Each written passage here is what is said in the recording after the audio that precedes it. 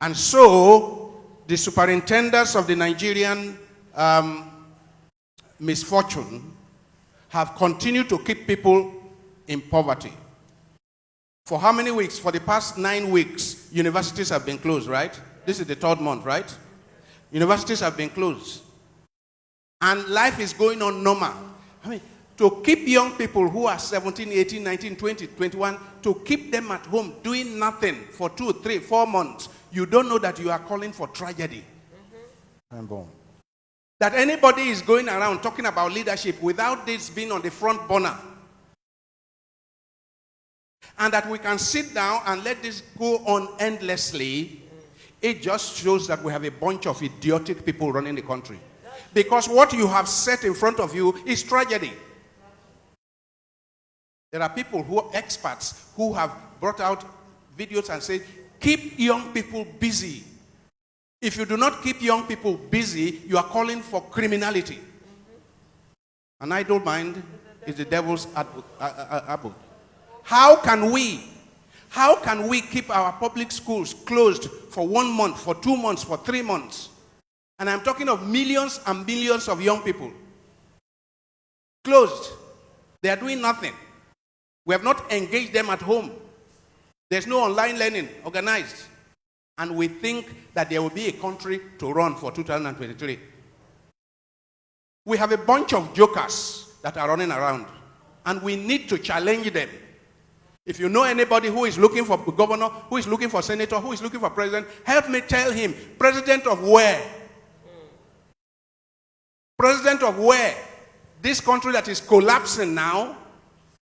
The minimum we can do is all of us call on our leaders to make sure that the schools are open tomorrow. Call on our leaders to say, this is a tragedy waiting to happen. And it is already beginning to happen. See crime everywhere. We can afford to keep our schools closed. What kind of human beings do we have leading our affairs? Chidebere. What kind? And is it really that we are helpless, completely helpless? Can't we all call those we know, send letters to those we know, bombard them with calls, with letters to say this does not make sense? Make them uncomfortable. Make the president uncomfortable. Make the governors uncomfortable. Make everyone, ministers, uncomfortable. How can the Minister of Education have a sleep through the night when all the schools that he is superintending are closed?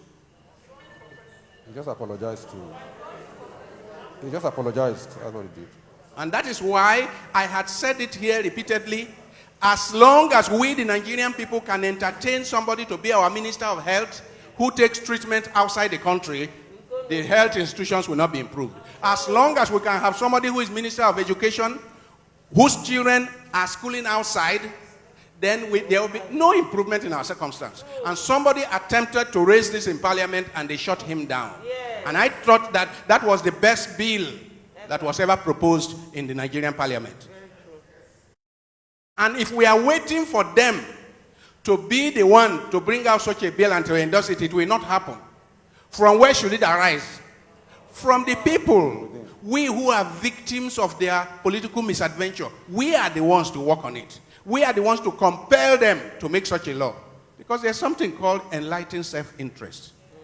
If I have my son in the University of Abuja, I have my child in the University of Federal University, Lokoja, then I will do whatever it takes to make sure that schools are not closed. Because I don't want to have my child in February at home, in April at home, when he's supposed to be studying. Let's take this up. Let NGOs take this up. Let people of vision, people who have concern for the common good, passion for the common good, let's take this up. And for once, let's begin to run a country the way a country is supposed to be. Otherwise, what do we do with over 200 million people?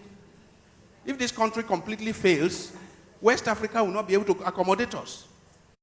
We need to begin to do something.